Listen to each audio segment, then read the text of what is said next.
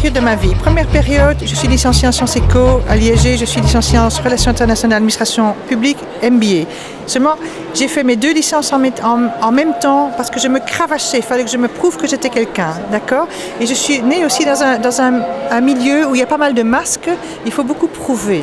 Donc, j'ai commencé en me cravachant. Et donc, j'ai travaillé pour une multinationale américaine, 2 multinationales américaines pour commencer. J'ai toujours cherché les diplômes et les fonctions les plus hautes possibles. La reconnaissance. Évidemment, mais c'est pas tellement la reconnaissance des autres, c'est moi vis-à-vis de moi-même. Il fallait que je me prouve que j'étais quelqu'un. Deuxième période de ma vie, c'est quand mon fils est né. Je me suis mariée sur le tard, je me suis mariée à 38 ans. Là, tout d'un coup, le fait d'avoir un enfant, à l'époque, je travaillais 80 heures semaine. Je travaillais énormément. J'avais créé ma propre entreprise et je m'oubliais. Quand un enfant est là, il a besoin d'être nourri, il a besoin d'être pris en charge émotionnellement aussi, dans le temps aussi. Donc là, je me suis vraiment posé des questions. Est-ce que je vais continuer encore cette travaillomanie? Et c'est à ce moment-là que j'ai découvert le coaching. En 94-95, à l'époque, le coaching ne se connaissait pas en Belgique. Enfin, on n'appelait pas ça comme ça, on appelait ça facilitation, conseil, etc. Je me suis professionnalisée. Je fais partie des pionniers de ce métier en Belgique maintenant. Et donc, troisième période, le coaching. Je me suis donné des permissions d'être moi-même. Il m'a fallu des années. J'ai fait un travail sur moi aussi. Et je me suis posée et je me suis dit maintenant, j'ose dire non. Oui. À condition qu'elles répondent à quelques conditions. Je vais vous expliquer lesquelles. Il faut savoir que les femmes, au plus elles sont belles, bien dans leur peau, au plus elles peuvent manquer de légitimité ou de crédibilité. D'accord ? Plus elles ont la croyance qu'une femme doit faire 2 fois plus qu'un homme pour être considérée à la moitié de leur valeur. Donc, résultat, elles vont travailler, elles vont se cravacher. Et elles sont les premières candidates au burn-out parce que quand elles rentrent chez elles, elles ont encore, en plus de ça, une vie de famille à devoir tenir. Donc ce souci de perfection, ce cravachage continuel, cette espèce de discipline personnelle qu'elles doivent tout le temps garder, fait en sorte qu'elles s'épuisent. Alors le mais c'est quoi? C'est je me donne la permission d'occuper ma fonction et je me respecte moi-même. Donc je travaille sur mes limites, je travaille sur mon territoire. Donc je m'accorde le fait de ne pas être parfait, d'être en apprentissage. Je dois comprendre que j'ai droit à un territoire et qu'il est intéressant que je marque mon territoire. Alors qu'est-ce qui se passe avec les femmes? Elles voient les hommes qui, eux, comme un bon mâle dans un troupeau, dans une meute, qu'est-ce que fait le mâle? Il va uriner aux 4 coins de son territoire. C'est-à-dire qu'en réunion, il prend sa place, il prend les meilleurs dossiers, il prend son espace. Et la femme, elle mentalise. Qu'est-ce qu'ils vont penser si je fais ça? Donc, quand elle se donne la permission de dire « je fais mon travail tout simplement », elle gagne un temps fou parce qu'elle gagne le temps de la mentalisation.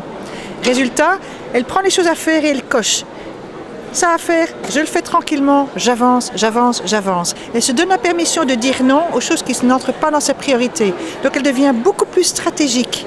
Donc elle priorise, elle devient efficace et elle gagne un temps fou. Tout en ne maternant pas les personnes avec qui elle travaille. C'est ça aussi un petit problème qu'on retrouve chez la femme selon vos observations, la femme maman au boulot?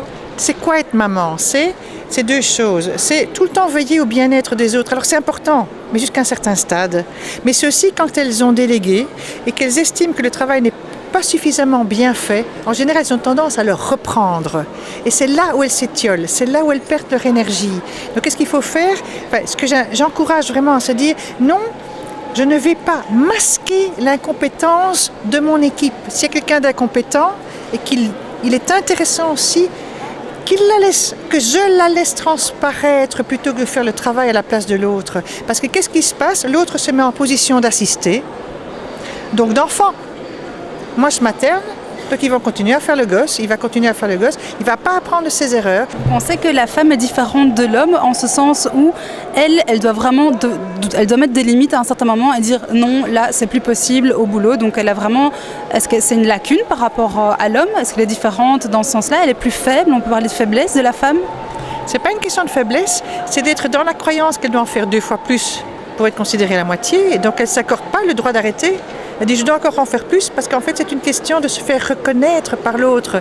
Alors il y a la reconnaissance de l'autre, l'estime de l'autre, mais aussi l'estime de soi. Donc il faut travailler. L'estime de soi, je rappelle, c'est être capable et être valable. Capacité est là. La capacité technique en général, 55% de femmes à l'université aujourd'hui, quand on voit les statistiques. La capacité technique, elles ont les bons diplômes, tout ce qu'il faut. C'est dire, est-ce que je suis valable aux yeux des autres, mais surtout à mes yeux, à moi.